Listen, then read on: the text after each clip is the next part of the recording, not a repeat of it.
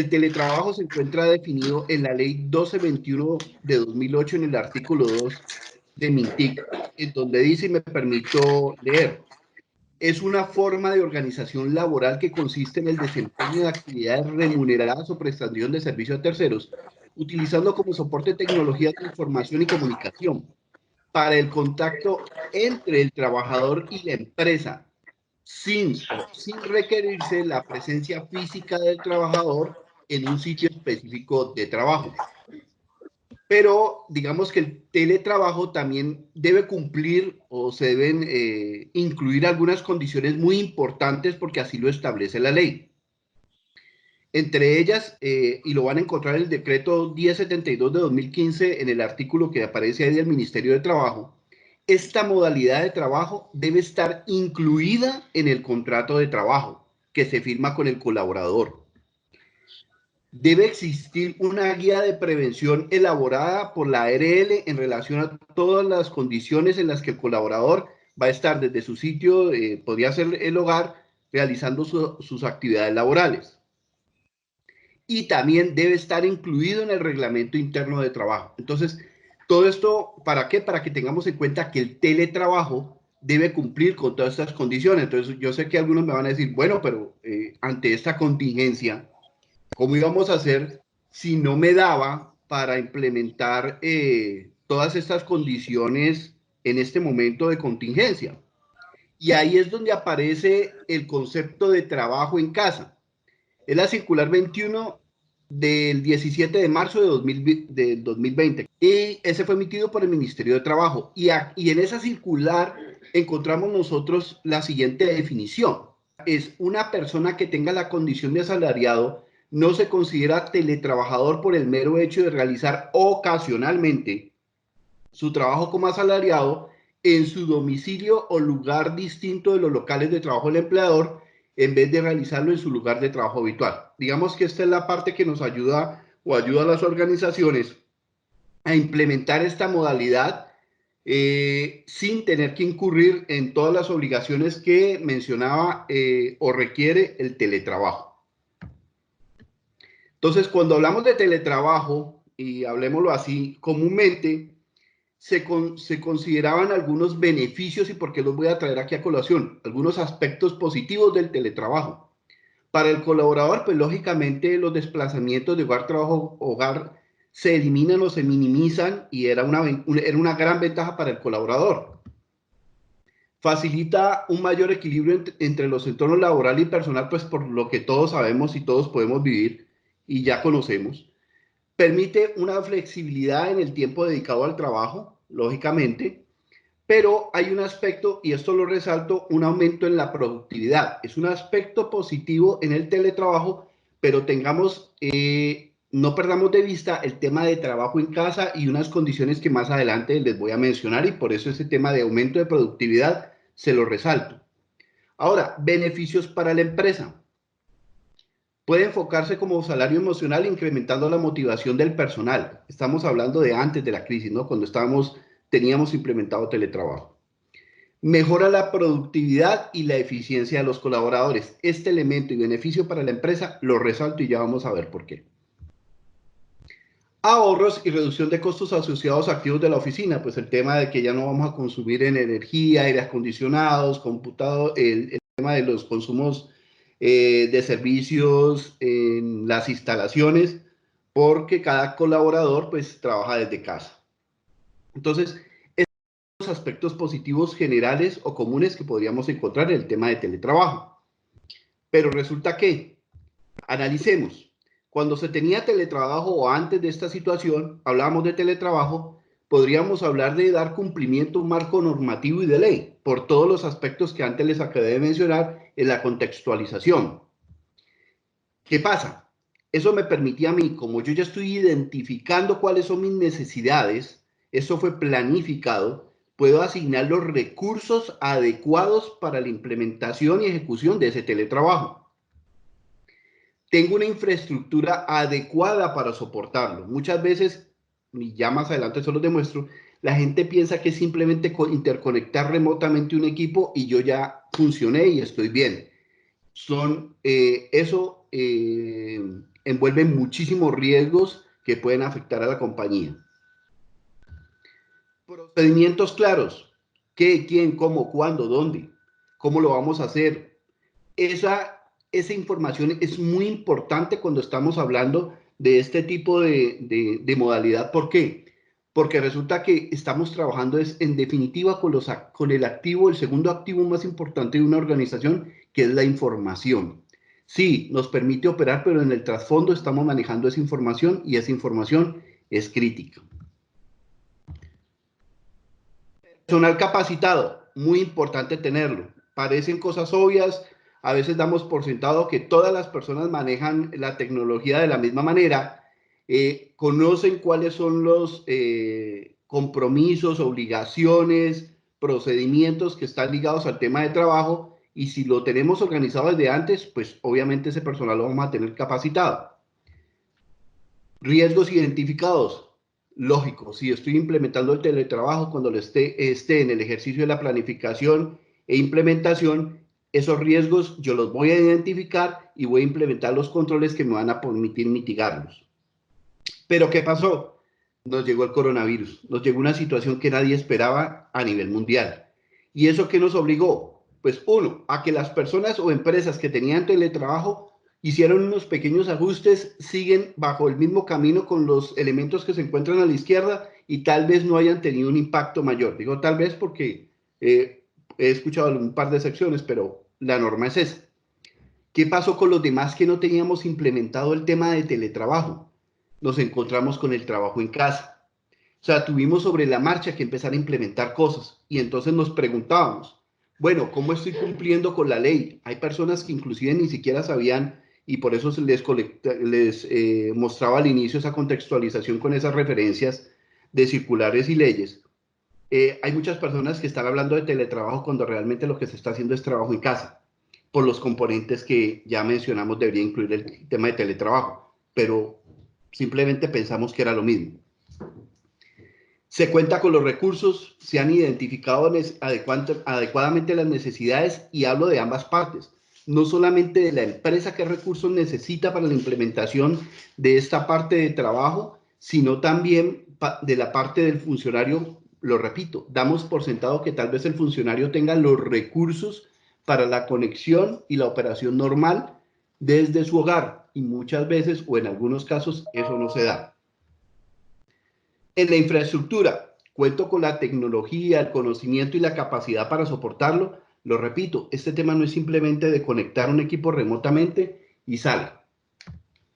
Procedimientos y políticas claras, pues obviamente tendríamos que crearlos durante los crisis, se tuvieron que crear durante esta crisis, tal vez lo hicimos rápidamente, no nos dio tiempo de nada, pero pudimos haber perdido alcance o visión de los mismos en la ejecución o implementación de las actividades. Conocimiento por parte de los colaboradores, cómo trabajar en casa, cómo interactuar con esta tecnología. Les repito, puede sonarnos obvio, pero para muchos colaboradores eso puede generar inconvenientes. Se han identificado los riesgos, obviamente todo ha sido sobre la marcha, difícilmente pudimos identificar todos los riesgos y obviamente pues los controles tal vez no sean suficientes o tal vez no los tenemos implementados como debería. ¿Cuáles son los riesgos a los que yo me someto? Fuga o robo de información. Recuerden, la información es un activo de la compañía y debemos protegerlo, pero ante esta situación tal vez no haya implementado los controles adecuados. Compromiso de seguridad de los equipos de cómputo de los funcionarios. Muchos computadores, que hay personas que inclusive están utilizando equipos personales para realizar teletrabajo. Es muy común que las personas utilicen software no legales. Y ese punto se los trato a continuación. Y eso puede generar vulnerabilidades que pueden comprometer la información de ustedes, o si se está utilizando una VPN, puede comprometer la seguridad de la infraestructura. ¿A qué me refiero? Si yo instalo una VPN, que es una herramienta que me sirve a mí para accesar de manera segura, y me refiero segura es en el canal de comunicación hacia el interior de la organización o estos activos, y de alguna manera no lo aseguro, o el origen o ese equipo desde el cual se está generando esa comunicación es un equipo no seguro, lógicamente estoy comprometiendo la seguridad de la infraestructura de la compañía. Puede alcanzar inclusive los servicios o servidores de la misma. Fallos en las comunicaciones de la conexión remota. No es lo mismo la conexión de una compañía, un canal dedicado, con la conexión Wi-Fi de la residencia de cada uno de nuestros colaboradores, sujetos a los múltiples escenarios que se pueden dar. Compromiso de credenciales de acceso. Es muy fácil que las personas caigan o puedan suministrar sus credenciales de acceso a los servicios, ya sea por diferentes tecnologías, diferentes escenarios, ingeniería social, correos maliciosos, etcétera. Una persona de pronto que está en su entorno y de alguna manera en esos entornos no se tienen los mismos cuidados o no se tienen los mismos controles implementados en la oficina. Interacción en red hogar con equipos no seguros. O sea, yo estoy trabajando en mi casa con el equipo corporativo, por decirlo así, pero resulta que al lado en la misma red de mi casa tengo 2 o 3 equipos que tienen software ilegal, tienen sistemas operativos vulnerables, pero estoy interactuando con ellos. Digamos, estoy en el mismo ambiente y eso puede someternos a riesgos. Dificultades para el soporte técnico. Lógicamente, no es lo mismo soportar a la gente estando en las instalaciones que remotamente. Eso genera un nivel de dificultad. A veces las personas ni siquiera saben cómo obtener este tema de este nivel de soporte. Falta de realización de backups que se traducen en pérdida de información, ya que no estamos en las instalaciones, y pues generar backups remotamente desde en los casos que aplique desde los hogares de los colaboradores, pues es muy difícil o consumiría un gran recurso. Entonces se opta algunas veces por deshabilitar el tema de backups y se pueden dar escenarios donde se pierde información. Dificultades para la atención de incidentes informáticos. La gente a veces no sabe a quién reportar, no sabe cómo manejar un incidente informático. Me llegó un correo raro, etcétera. Daño de equipos por manejo de disposición inadecuados. Damos por sentado, lógicamente, que los colaboradores en su lugar de trabajo, en su lugar de residencia, perdón, van a tener un escritorio o un lugar donde disponer estas herramientas de manera adecuada, pero olvidamos que tal vez algunas veces no sea así, y olvidamos todo el contexto hogar, que algunas veces puede variar y puede comprometer la seguridad de estos equipos. Afectación de imagen. ¿Por qué? Porque en definitiva la información puede perderse y puede llegar inclusive a afectar la imagen de la compañía en caso de una fuga. Afectación en la continuidad de las operaciones. Pues lógicamente estamos tratando de que remotamente los colaboradores interactúen para apoyar nuestra operación, pero si no se hace de manera adecuada, digamos, se puede afectar ese, entre comillas, normal rumbo que estamos tratando de darle a la continuidad. Estos son algunos casos, noticia inclusive del 1 de abril de este año, hoy. Curiosamente pensaría uno que la sociedad se une en estos momentos, y hasta los hackers o los ciberdelincuentes pensarían detener un poco su actuar frente a este tema para dar prioridad al bienestar mundial. No es así. Los hackers en este momento y los ciberdelincuentes incrementaron exponencialmente sus ataques, aprovechando las vulnerabilidades y la dependencia de todas las organizaciones al tema del trabajo remoto, trabajo en casa, teletrabajo o todo este tipo de actividades. Como lo ven, hasta hospitales están secuestrándole la información. Phishing y malware relacionado con COVID-19. Hay muchas personas que están enviando correos electrónicos que están relacionados con COVID-19, alertando a las personas, generándoles cierto nivel de pánico, llevándolos a un correo electrónico diciéndoles que en su lugar de residencia o en su sector se ha detectado el virus y se necesita identificar, o que usted llene un formulario o X, Y, Z excusa bajo esa premisa, le adjuntan un archivo, y ese archivo contiene un malware que busca comprometer su información y la de su compañía. Este es un ejercicio que les hago. Busco la palabra de un dominio con COVID-19, o sea, una URL que diga COVID-19. Lo que ustedes están viendo no disponible es que todos esos dominios ya están comprados y muchísimas variaciones ya están adquiridas, y les aseguro que en el 90% de los casos no están relacionados con nada bueno o con fines de informar del COVID-19. Se adquieren esos dominios es precisamente en la mayoría de los casos para lanzar ataques. Les muestro un ejemplo, por ejemplo, de secretariadesalud.com.co. Mire lo que me costaría comprar un dominio de esto para poderles mandar a ustedes un correo que pase todas las medidas de seguridad, 25 mil pesos al año, y con eso yo usted le puedo hacer enviar un correo con un adjunto malicioso, y tal vez usted lo crea en esta situación. Una de las vulnerabilidades, la gente pensaba, no, utilicemos el acceso remoto. Yo sé que algunos me van a decir, bueno, ¿qué es eso de acceso remoto? Algunas personas simplemente necesitaban conectarse a un servidor, a un servicio, e implementaban, no sé si ustedes conocían esta herramienta que tiene Windows para conectarse al sistema remoto. Y la gente dice, ya con esto estamos funcionando. Les muestro este escenario. Solamente en Colombia, con esta herramienta puedo detectar 12.522 conexiones o servicios que están arriba, desde los cuales yo puedo ver la dirección IP y puedo tratarme de conectar a ese servicio remoto porque están abiertos esos servicios. Mírenlos, aquí están 12.522 al momento. Entonces ustedes dirán, pero bueno, ¿y eso, Iván, qué pasa? Miren, yo puedo, aquí están en Google la forma fácil en que usted puede vulnerar la seguridad de un protocolo de ese tipo de acceso remoto. Otro tipo de implementación ahorita que la gente dice, no, también compartamos carpetas y trabajamos remotamente. Si no se hace de manera segura, yo puedo ubicar esas carpetas compartidas y mírenlo. En este momento en Colombia encuentro 5.000 IPs, 5.000 direcciones IPs, donde hay carpetas compartidas que uno podría acceder a ellas libremente. Las recomendaciones, ya para finalizar, uso de equipos corporativos que cuentan con las medidas de seguridad adecuadas o, de no ser posible y bajo autorización de la empresa, equipos personales pero con software legal. 2. Fortalecer las contraseñas. Por ejemplo, el Wi-Fi del hogar, cambiarlo y reforzar las contraseñas con caracteres especiales, combinaciones de mayúsculas, minúsculas. Es complicarle un poco más la vida a los ciberdelincuentes. Instalar un antivirus y que éste esté actualizado permanentemente.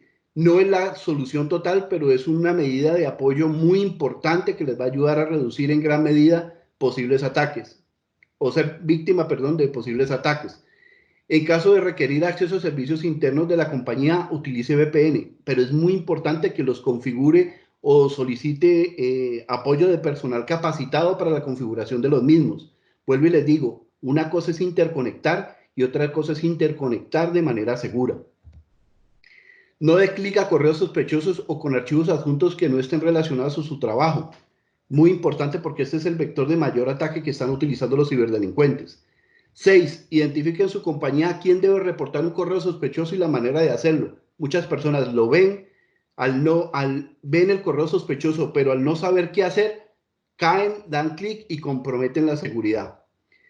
Limite sus accesos en Internet a las actividades propias de sus funciones. Es tratar de que se entienda que si bien estamos en el hogar y podríamos utilizar los equipos para otro tipo de actividades adicionales, lo mejor es que se genere conciencia y sobre estos equipos empresariales se trabaje solamente, exclusivamente el tema laboral, lo que se requiere. En caso de recibir una llamada de alguien que argumente ser el área de TI de su compañía, verifique directamente con la compañía y no suministre credenciales. Esta es una forma de ingeniería social que se está utilizando para obtener las credenciales de acceso. Mantenga actualizado su sistema operativo y sus aplicaciones. Es muy importante. Cuando no actualizan, las actualizaciones en gran medida lo que buscan cerrar es vulnerabilidades de esos sistemas. Si no los tienen actualizados, esas vulnerabilidades van a estar ahí. En caso de utilizar herramientas de videoconferencias, utilice la opción de asignar contraseñas. ¿Por qué? Algunas herramientas como Zoom, algo así, estaban reportando ataques porque se podía colar personas a las reuniones o visualizar las reuniones remotamente. Y aquí están las referencias. La ley 1221, el artículo 2, decreto 1072 y la circular 0021. Esa es mi presentación, les agradezco mucho. Los dejo en compañía de Juan Gabriel porque ya superé los 15, 16 minutos, creo. Muchas gracias. Ok, muy buenos días a todos. Los saludo desde Bogotá. Mi nombre es Juan Gabriel Prieto, líder del área de consultoría para el Grupo de Atlas de Seguridad Integral a nivel nacional. A continuación me va a permitir compartirles una presentación para el tema tan importante como es el tema de la continuidad de sus operaciones. Muy bien.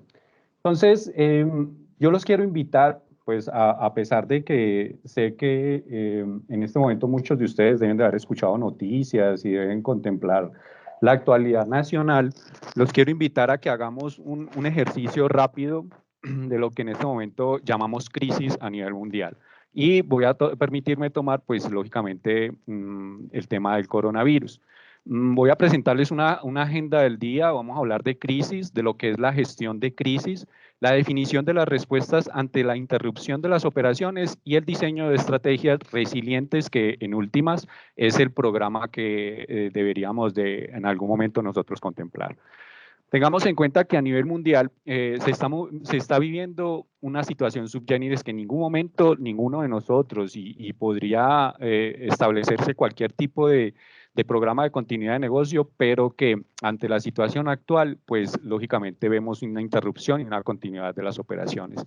Estos conceptos que a nivel normativo se pueden contemplar en cada uno de los aspectos de la operación de la organización no son tan suficientes como para determinar que lo que hayamos hecho hasta el momento sea suficiente para continuar con las operaciones.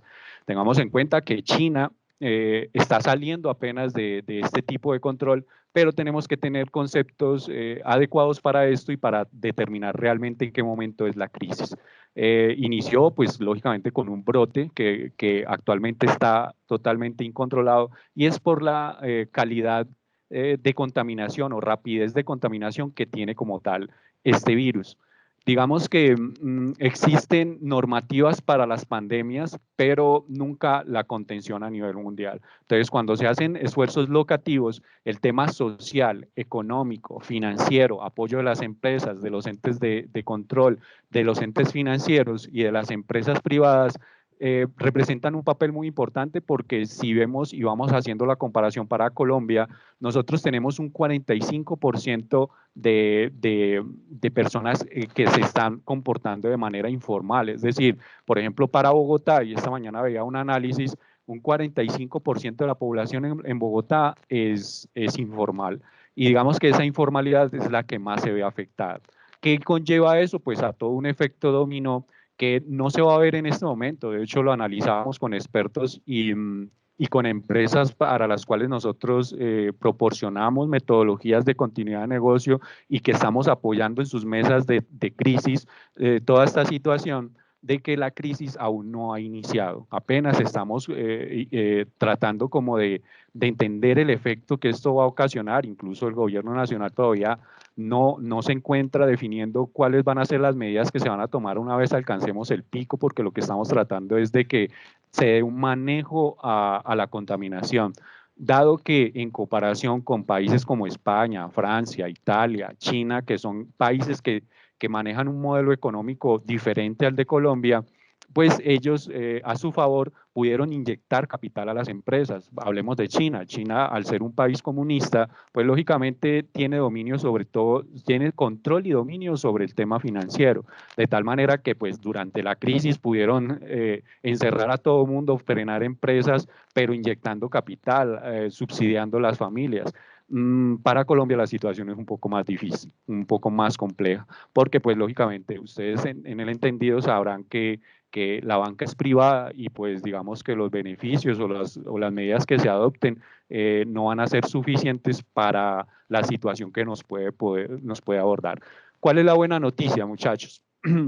Que bajo las metodologías que nosotros podamos plantear en este momento de anticipación a la crisis, podríamos decir que nos podemos preparar para el impacto o para las consecuencias que ese impacto va a generar, porque como vuelvo e insisto, y a través de los modelos que hemos establecido de análisis, aún no se ha generado la crisis. Entonces, para el momento de crisis, tenemos que entender que es un evento crítico. Todo evento crítico, y me voy a introducir y voy a salir un poco del contexto a la norma. ¿Qué es un evento crítico? Dice la normatividad que es una experiencia inesperada, incontrolable, que afecta de manera intensa la sensación de seguridad y autoconfianza del individuo, provocando intensas reacciones de vulnerabilidad y temor hacia el entorno. Ustedes han visto últimamente todas las noticias fake que salen en internet, que salen por WhatsApp, pues todas esas noticias lo que conllevan es a que de alguna manera se desvirtúe la información real. Y al desvirtuar esa información real, pues lo que empieza a generar es incertidumbre. Y la incertidumbre es uno de los factores por los cuales el riesgo se materializa, se mueve, vive, afecta, impacta, de tal manera que pues los esfuerzos que se puedan estar haciendo en términos psicológicos a la población, pues van a quedar por el piso porque pues no van a surgir efecto. Entonces, parte de la crisis es el pánico, la incertidumbre, que es uno de los controles que actualmente debemos ejercer no solo en nuestras organizaciones, sino a nivel personal, en nuestras casas y en todo lo que nosotros podamos ser líderes, y ustedes que son líderes de tantos procesos y de sus familias, pues tratar de entenderlo de esta manera. ¿Cuáles son los grandes efectos de una crisis cualquiera? No hablemos de la pandemia, gran presión mental, amenazas en los objetivos y valores organizacionales, conductas negativas asociadas a factores patológicos, es decir, hay reacciones que en las personas que uno no puede ni siquiera calcular ni analizar, pero que conllevan a generar impactos no solamente en la sociedad, sino también en los intereses y en los bienes de las personas. Ineficiencias, incriminaciones, hurtos, azonadas, etcétera. Sobrecarga de información, ambigüedad de la información, que ya lo hablamos y lo han visto ustedes por todo este fenómeno del Internet y todas las redes sociales. Fatiga mental y física.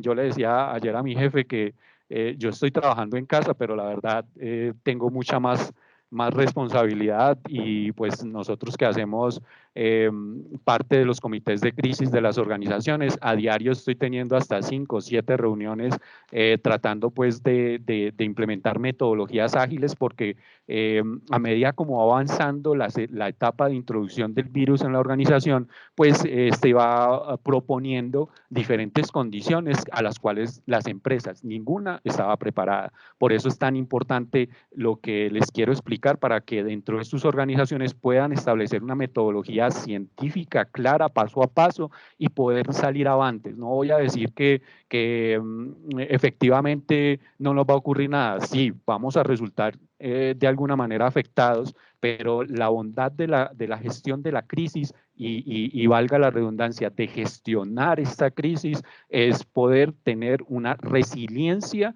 y poder salir avantes, así como la teoría del ave fénix, poder surgir de las cenizas y que todas estas anticipaciones que podemos desarrollar nos ayuden. Y tensiones en los grupos y en las personas son los efectos que podríamos considerar. Para esto existen modelos, múltiples modelos, pero en el grupo Atlas de Seguridad Integral hemos establecido uno muy claro y muy dinámico, en donde se mezcla todo el tema de la gestión del riesgo y la continuidad del negocio, dependiendo o independiente de cualquiera que sea el core del negocio, tanto estratégica, operativa, como dinámica operacional de la organización y de apoyo. Cualquier sistema de gestión, así no esté documentado, puede interceder. Entonces, es muy importante tener la claridad del origen de los riesgos que se puedan presentar, dependiendo de cada una de las actividades que por proceso haga la empresa, y establecer su naturaleza. El origen del riesgo, la naturaleza del riesgo y el nivel de impacto es el análisis inicial con el cual nosotros podemos suministrar al comité de crisis, que se debe establecer de inmediato todo aquel insumo que nos puede conllevar a establecer estrategias de intervención del riesgo.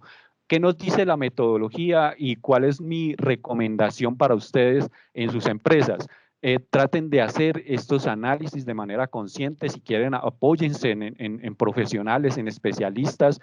Nosotros en este momento estamos apoyando grandes empresas en sus comités de crisis. ¿Por qué? Porque el efecto que viene después de que se materialice la crisis va a ser indudablemente negativo para muchos aspectos de la organización. ¿Qué dice la normativa de continuidad de negocio? Sea para la continuidad operativa o tecnológica, pues hacer el análisis de riesgo e interrupción, un análisis de impacto que nos podría establecer cuál es la capacidad que la organización tiene de soportar económicamente y operativamente el paro de sus operaciones en tiempos, en movimientos, y cuál sería el retorno de las operaciones, es decir, en el momento en que posterior a la crisis, cómo podríamos restablecer adecuadamente, porque Parar las operaciones es muy sencillo, pero ponerlas en marcha nuevamente requiere también de un análisis. Entonces, miren que el efecto es doble en el sentido de no solamente saber qué hacer ahora que paramos, sino cuando arranquemos, cómo lo vamos a hacer. Las estrategias para este paro y para el arranque y los planes de continuidad o de contingencia que se puedan establecer para poder hacer ejercicios diarios, semanales. Tengamos en cuenta que la tendencia de la crisis es a empeorar hasta llegar a un pico, y esa tendencia a empeorar pues lógicamente va a requerir de todo un marco jurídico dinámico para estar constantemente investigando, adaptando modelos de operaciones diarias, digamos, la invitación es a estar atento a la relación de temas legales relacionados con la movilidad, con lo laboral, con lo fiscal, con lo comercial, los temas contractuales, las exportaciones, las importaciones, el transporte, la gestión de recursos naturales. Es decir, vamos a ir avanzando y digamos, la idea es que todos estos aspectos sean analizados de una manera efectiva.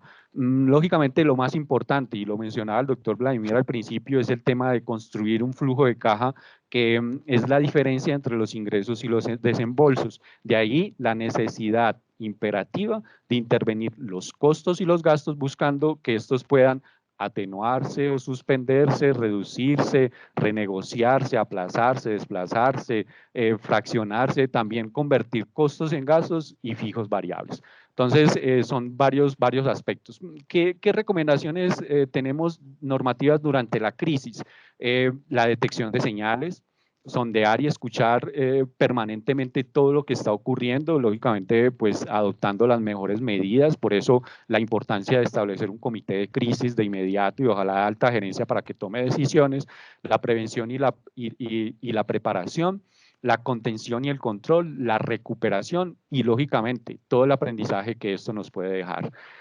Hay unos elementos de vulnerabilidad que deben de ser contemplados todos los días. Hay empresas, como les comentaba al principio, que están haciendo su comité todas las mañanas, a las 8 de la mañana. Yo estoy siendo invitado con mi grupo de trabajo a nivel nacional para abordar diferentes aspectos, pero hay varias empresas que a diario hacen sus comités y tienen en cuenta elementos como la condición de la empresa, a qué pueden estar expuestos, pero sobre todo, no solamente el proceso de marketing, los derivados de la prestación de los servicios, los clientes cómo lo estén tomando, los derivados del proceso de distribución o los derivados del nuevo escenario competitivo que se nos propone, sino el tema financiero y de liquidez.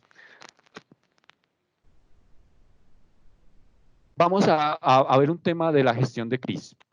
Ante esta situación actual y para poder prevenir y afrontar el futuro de esta crisis, lo primero es implementar un sistema sensor de riesgo de crisis. Es importante, lo reitero, porque hay muchas empresas y muchas compañías que a pesar de tener continuidad del negocio, los comités de crisis aún no tienen muy claros sus roles, y lo digo porque al hacer nosotros la asesoría, vemos cómo se divaga en la toma de decisiones y parece como si fuera un comité de emergencia, aunque la emergencia y los planes de contingencia que están establecidos podrían servir, aún no son necesarios porque, vuelvo a insistir, aún no nos ha impactado. En este momento es mucho más importante el tema estratégico, porque el tema que se nos advierte pues nos propone otros escenarios.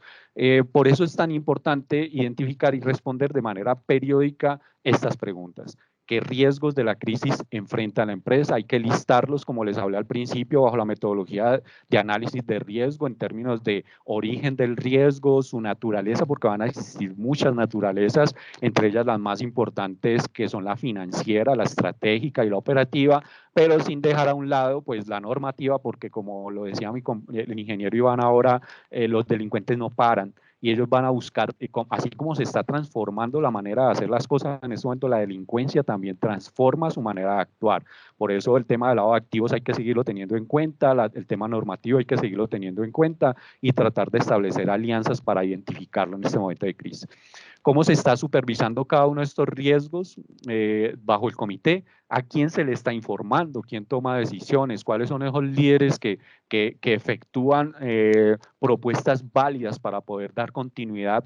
¿Qué muestra la información del riesgo analizada? Los canales de comunicación confiables, es decir, existen muchísimos aspectos que en algún momento podrían conllevar a cometer errores en la toma de decisiones. La semana pasada me llegó una solicitud de uno de los clientes porque andaba una app en donde le decían al empresario, mire, meta aquí sus datos y nosotros le decimos si usted es una de las empresas, uno de los empleados, uno de los funcionarios que está excepto de la ley de la cuarentena. Nos pusimos a investigar y era una página, pues lógicamente pirata, que estaba recogiendo datos de las organizaciones y de los empleados. Entonces hay que tener mucho cuidado. ¿Qué muestra la información del riesgo analizada? ¿Qué es lo que estos canales de comunicación confiables nos dicen e identificar cuál es el área más afectada? Hay que tener en cuenta que en estos análisis se debe examinar la incertidumbre en el sistema de gestión de la organización. Recordemos que la incertidumbre hace mucho daño y como su nombre lo dice es algo incierto. En ese momento tenemos incertidumbre y esta etapa de incertidumbre debe ser abordada con metodologías claras, desde el término estratégico, táctico, operativo de apoyo y listar las consecuencias de las consecuencias de estos riesgos. La identificación de riesgos pues puede que no sea fácil, es imposible listar todos los riesgos que en este momento se nos pueden materializar o todas aquellas vulnerabilidades a las cuales estamos expuestos. Por tanto, esta actividad debe concentrarse en los riesgos más importantes, en las entradas de la organización, en la identificación del desarrollo de las mismas y en las salidas. En las entradas, en los detalles de la cadena de suministro, en las operaciones y productos, ya vamos a hablar de ello un poco, en la identificación dentro del desarrollo que se generan listas de esos riesgos específicos y las salidas, la lista de los riesgos o eventos posibles y consecuencias y lógicamente la continuidad y el restablecimiento de las operaciones. Vamos a hablar de un tema rápidamente que es la definición de estas respuestas ante la interrupción y en términos generales la norma nos cita y nos invita a que tengamos definida una estrategia más apropiada para encargar o encarar esos riesgos que se han identificado. Las principales respuestas pueden ser ignorar o aceptar el riesgo. Hay muchas empresas que van a tener que reinventar su operación porque indudablemente no vamos a volver a ser los mismos. La tecnología juega un papel muy importante y la innovación juega, digamos, el papel fundamental para poder reinventar aquellos aspectos y poder continuar con las operaciones o con el ingreso para la organización. Reducir la probabilidad del riesgo, esto bajo las metodologías que les propongo, reducir o limitar esas consecuencias, transferir o compartir o desviar el riesgo. En este momento, hablando del caso de China, a pesar de que hubo inyección de capital, muchas empresas se tuvieron que fusionar porque tendían a desaparecer. Entonces, vamos a tener que crear muchas alianzas, realizar estos planes de contingencia para la reactivación de la economía, adaptarse a estos nuevos escenarios de riesgo, estos nuevos escenarios que nos propone esta tendencia mundial, oponerse a un cambio en el sentido de poder transferir toda la dinámica organizacional, trasladarse a otro entorno, vamos a tener que tener otros aspectos o otras metodologías para desarrollar y lógicamente la transformación del negocio. Indudablemente nos vamos a transformar. ¿Qué recomendaciones hemos, digamos, nosotros visto en términos generales con nuestros clientes para los cuales somos aliados estratégicos en la continuidad del negocio y en la resiliencia organizacional? He listado unos cuantos que nos han dado resultado y que han sido homogéneos, es decir, que han servido para cualquier sector y es la revisión de los nuevos controles en la organización, las estrategias, explorar alternativas tecnológicas, acciones rápidas de innovación, identificar las medidas actuales que el gobierno ha tomado para enfrentar la emergencia económica presentada por la situación actual, pues hay varios aspectos que el gobierno nacional está proponiendo y que está, digamos, ajustando para que la microempresa o la mediana o la gran empresa no se afecte y está todo el tema de la gestión y gerencia de home office, etcétera, etcétera, que podemos abordar. Identificar los proveedores estratégicos para la organización, cuáles son aquellos que son necesarios, establecer con ellos no solamente acuerdos de prestación de servicios, sino de pago, porque pues lógicamente el flujo de caja se nos va a afectar. Identificar aquellos clientes relevantes para la organización. Pensemos de nuevo nuestra oferta comercial, cómo podremos tener un negocio, un modelo de negocio tendiente a esta actualidad. Y para eso, vuelvo e insisto, la innovación va a ser fundamental. Identificar y cuantificar los stocks de materia prima en este momento, materiales de empaque e insumos necesarios, gestionar y gerenciar las inversiones de costos y de gastos que están importantes para la organización. Además de esto, también estamos proponiendo identificar el valor mínimo necesario para la supervivencia de una familia, dada esta coyuntura para el cubrimiento de las necesidades básicas, conciliar con ellos. Actualmente el gobierno nacional está exponiendo algunos aspectos de orden laboral en términos de beneficios para nuestros empleados y para las empresas mismas, y lógicamente esto va a conllevar a la gestión de la seguridad, porque yo le decía a uno de nuestros clientes el día de ayer que la seguridad, la sensación de seguridad y la inseguridad va a ser cambiante día tras día. Ya vemos saqueos de personas desesperadas, porque vuelvo e insisto, la incertidumbre genera desespero en las comunidades más vulnerables, y esto conlleva pues a que haya un efecto negativo en la economía, en la microeconomía, en la economía local, y eso va a conllevar pues lógicamente a que se presenten no solo esto, sino otras dinámicas que a nivel internacional ya lo estamos viendo. Entonces debemos prepararnos en términos de protocolos de seguridad, y ojo que los protocolos son muy importantes establecerlos a través de metodologías, un paso a paso, un inicio, unos beneficios, etcétera, de acuerdo pues a los que los especialistas recomiendan. En caso de que la empresa pueda continuar con el proceso de producción por la demanda de sus clientes, pues se debe estructurar una planeación de coyuntura en el proceso de producción para que el abastecimiento a nuestros clientes pueda ser dinámico y suficiente para que, pues lógicamente, pueda salir avante y no se frene del todo todo el tema de producción. El recaudo de cartera, importantísimo, ya lo hemos abordado, y en donde se debería identificar el valor de las cuentas por cobrar y asimismo los días de rotación. Son las recomendaciones de los financieros a nivel mundial.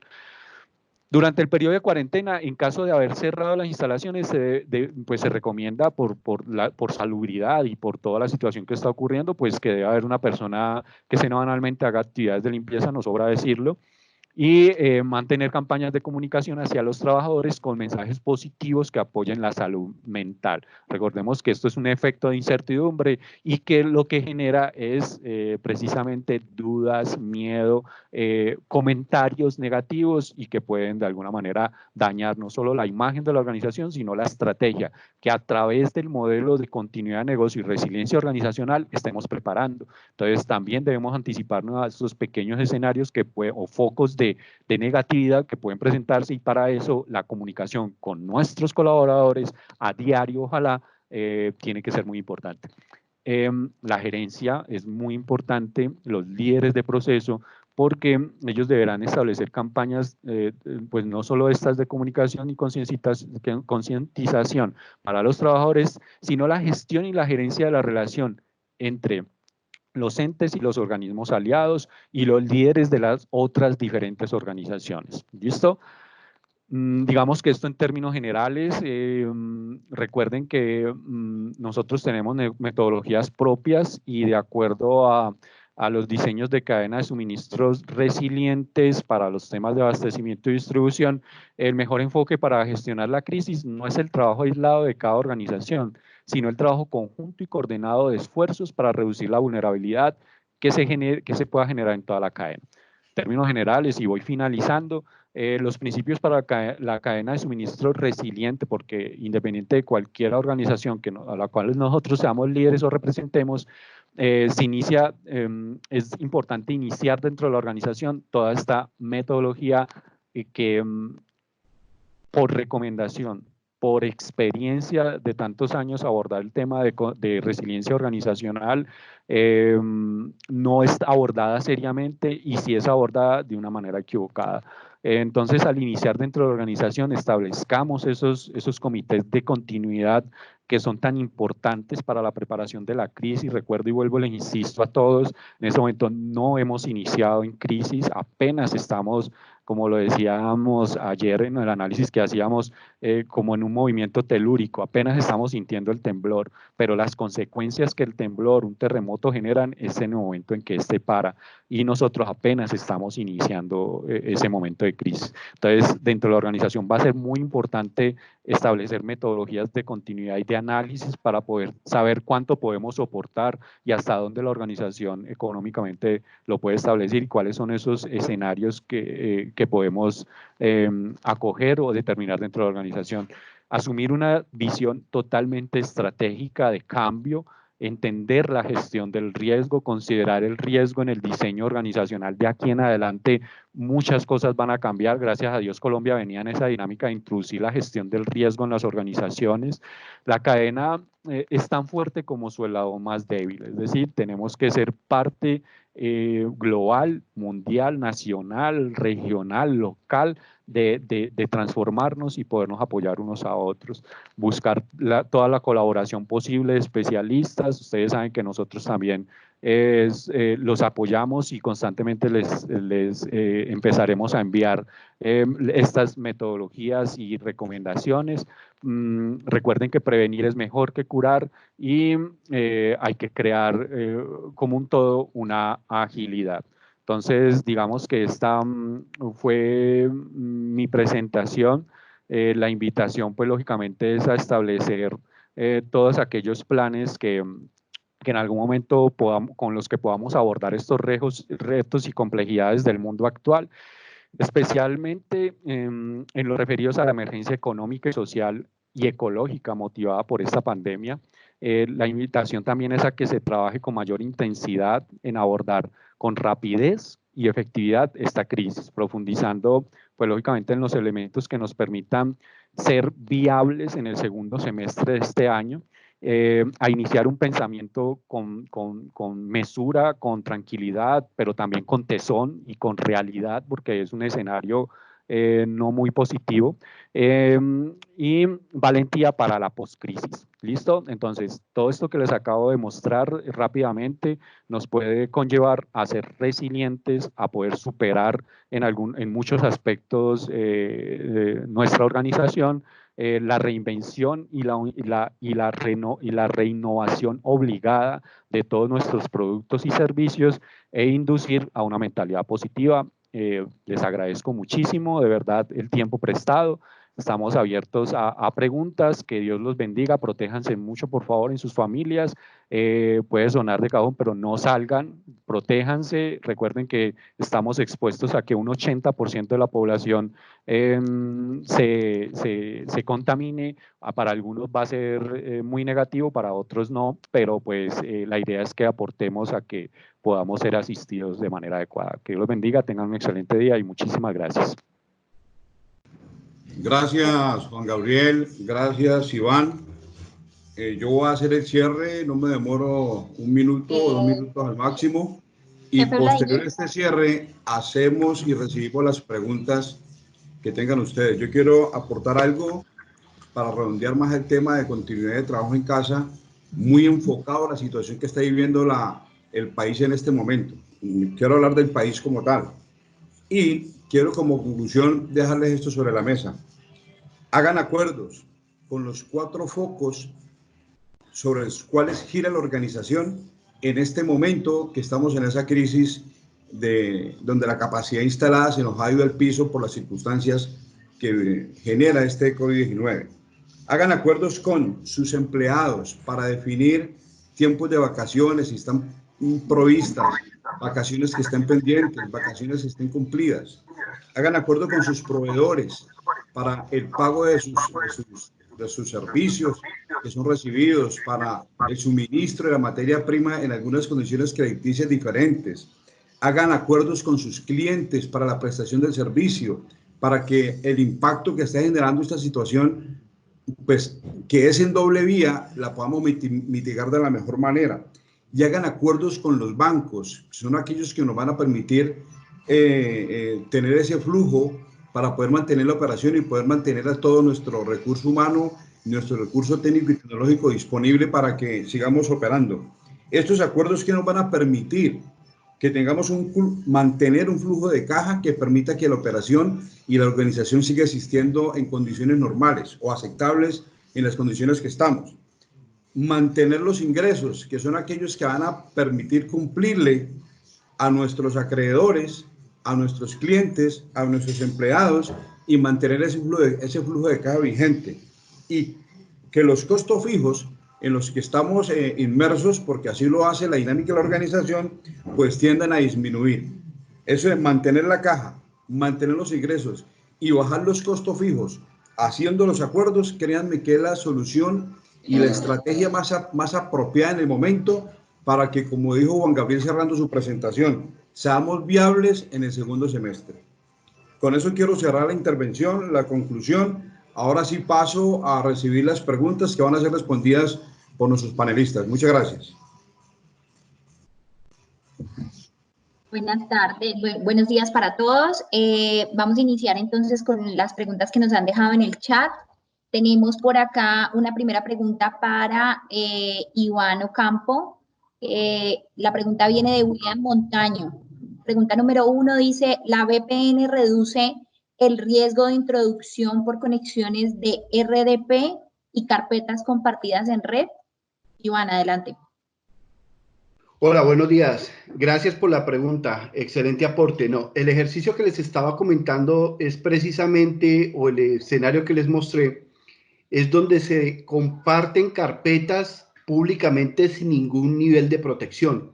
Como bien lo menciona William, una medida de protección sería esa VPN que me va a permitir garantizar exclusivo acceso a ella de manera segura y que no sea fácilmente visualizable desde el Internet por los ciberdelincuentes. Ok. Siguiente pregunta también para Iván, también la hace William Montaño. ¿El TeamViewer es seguro para la manipulación remota sabiendo que es un equipo personal del usuario? ¿Qué se debe tener en cuenta para que sea seguro? Nada es 100% seguro, o sea, partamos de esa premisa, pero no puedo decirle que sea inseguro. Uno, lo que sí sería muy importante es que estas herramientas se adquieran de manera corporativa. Dos, la gestión, sobre todo la gestión de las mismas de manera adecuada. Y tres, la parte más importante, siempre capacitar y concientizar al usuario en los riesgos a los que puede estar sometidos por parte de ciberdelincuentes, como por ejemplo por campañas de ingeniería social. Ustedes pueden implementar cualquier tipo de tecnología, pero siempre el eslabón más débil es ese usuario final. No importa usted qué medidas tome, si usted no concientiza al usuario final, no le explica, no lo acompaña en ese proceso de hacerle entender que corre riesgos, digamos que muchos de esos elementos de protección en los que usted estaría confiando o pensando que lo van a salvar de cualquier riesgo, pues se van a ver, digamos, no van a aportar lo que esperaría uno. ¿Por qué? Porque ese usuario final, en definitiva, es el que podría terminar vulnerando la seguridad. O sea, la recomendación, para ser puntual, es no hay herramienta mala, es administración adecuada y monitoreo. Segundo, de fuentes confiables, fabricante, es muy importante ese tema. Hay personas que encuentran herramientas de marcas no reconocidas o las descargan de lugares que no son los autorizados y eso les puede generar riesgos. Y repito, la concienciación es vital. Gracias, Iván. Una pregunta de Jaime Henao, creo que es para Juan Gabriel. Con base a las fases de la gestión de crisis, ¿estábamos preparados o estamos aprendiendo de esta situación actual? Buenos días, muy buena pregunta, claro. Digamos que podemos tener metodologías claras con base en lo que a nivel internacional se está presentando, porque otras empresas internacionalmente están también tratando de sobrevivir. ¿Qué estamos aprendiendo? Pues que esto no es nuevo para las organizaciones. Lógicamente tenemos algunas primicias de orden socioeconómico y sobre todo para Colombia, pero definitivamente sí estamos aprendiendo a considerar otros aspectos que tienen que ver hacia la unión, hacia considerar, como lo decía Iván, el eslabón menos fuerte a la concientización y a la preparación y respuesta ante eventos críticos como este, claro que sí. Muchas gracias, Iván. Perdón, Juan Gabriel. Una pregunta de Jonathan García. ¿Auditoría interna debería ser parte del comité de crisis o de continuidad de negocio? Sí, excelente. Mira que el tema de control interno en las organizaciones o cumplimiento también, porque deben unirse allí, así no lo tengan, el tema de cumplimiento y de control interno es tan importante porque, como les decía ahora, el delincuente puede a nivel interno surgir con otras propuestas. Entonces, control interno no es para controlar, digamos, los aspectos que se pueden ir incorporando en términos estratégicos, sino que para unir la atención de la crisis y lo posterior a la crisis juega un papel fundamental en los comités de crisis de la organización. Por supuesto que sí, sobre todo por la metodología tan importante que ellos tienen. Ok. Bueno, vamos a hacer por acá una última pregunta de Mauricio Gámez Ureña. ¿Qué rol juegan las redes sociales en este momento de crisis?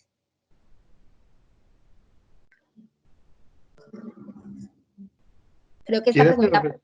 Sí, adelante. Bueno, digamos que entra en un rol importante en el sentido de que las redes sociales nos permiten estar informados, pero lógicamente el uso inadecuado de las mismas, el manejo inadecuado, genera algunas veces más problemas que beneficios.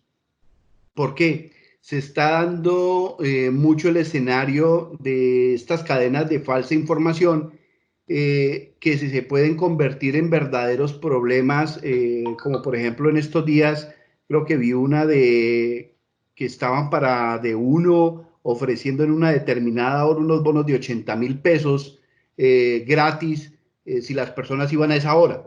Entonces, imagínense el escenario, una cadena que parece inofensiva y que pensaría uno puede terminar en una broma, pues aglomerar 100, 200, 300 personas afuera de cada ciudad con una cadena de estas falsas, casi que podría asegurar que podría terminar en un, ¿cómo se llama?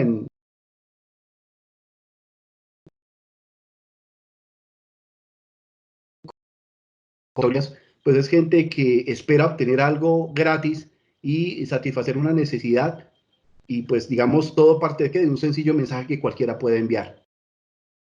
Desgraciadamente ese es un inconveniente y lo que tenemos que hacer todos es capacitar a nuestros funcionarios en el tema del manejo adecuado, en el frenar precisamente esas cadenas, en lo posible ubicar a alguien al interior de la organización que identifique si son realmente noticias falsas, cadenas falsas para frenarlas, evitar la propagación y que existiese un canal, digamos, autorizado para que todos estemos sintonizados al interior de la compañía de qué es lo que realmente pasa y de alguna manera podamos estar más tranquilos. Eso es producto precisamente del pánico de las personas, la sed de conocimiento y lo que puede hacerse es aprovechar esas mismas, pero con un procedimiento claro y concientizando a las personas. Muchas gracias a los dos conferencistas, Iván Ocampo y Juan Gabriel. Nos quedan algunas otras preguntas que compartiremos directamente con los conferencistas para que los contacten y puedan profundizar un poquito más sobre estas preguntas. Agradecemos a todos la participación, a todos nuestros clientes por estar conectados con nosotros. Recuerden, el Grupo Atlas de Seguridad Integral es su aliado estratégico para la gestión integral de riesgos y continuidad del negocio. Nuestras líneas están habilitadas para atender sus inquietudes, para ofrecerles asesoría respecto a lo que está sucediendo actualmente en el país, cómo gestionarlas y ofrecer todo nuestro portafolio de servicios para ustedes. Recuerden nuestras líneas 317-437-7778 y nuestro PBX 392-3000. Muchas gracias nuevamente a todos por participar. Nos vemos en una próxima ocasión.